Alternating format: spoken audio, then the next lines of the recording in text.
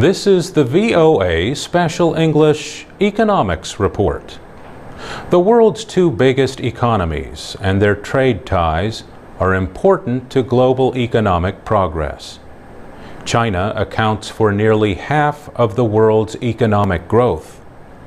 Last year, trade between the United States and China was worth more than $500 billion. The two nations share many interests, but they also differ on many, including trade issues. American and Chinese policy experts have worked to study and improve relations between the trading partners. Recently, former Treasury Secretary Henry Paulson spoke in Washington about his report on a possible new direction in U.S.-China relations. Former National Security Advisor Steve Hadley joined the discussion. Both men served in the administration of President George W. Bush. The slowdown in China's economy was the first issue they discussed. Members of the Chinese news media also attended. Chinese officials reported last month that the economy grew at a rate of 7.6% from April to June.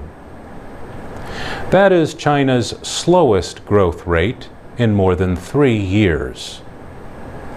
The Chinese economy needs a high growth rate in order to provide jobs for its huge workforce. The People's Bank of China cut its main interest rate twice in July to support lending and economic growth. Mr. Paulson said he thinks government measures to control lending will work over the short term. I would be quite surprised, he said, if they don't grow somewhere between 7.5% or 8% this year. But there are important economic issues waiting in the future. Much of China's economic activity depends on investment by state-owned and foreign companies. Mr. Hadley said China's economy, its gross domestic product, or GDP, depends on investment too much. He said almost 47.8% of the GDP is investment.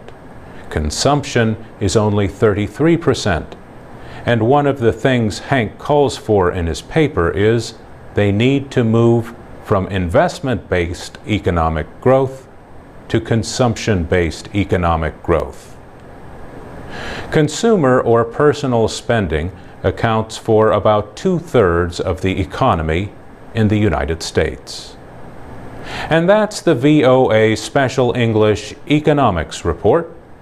Join us next time for part 2 of our report on economic ties between the United States and China. For transcripts, MP3s, and now PDFs of our programs for e-readers, go to voaspecialenglish.com. I'm Mario Ritter.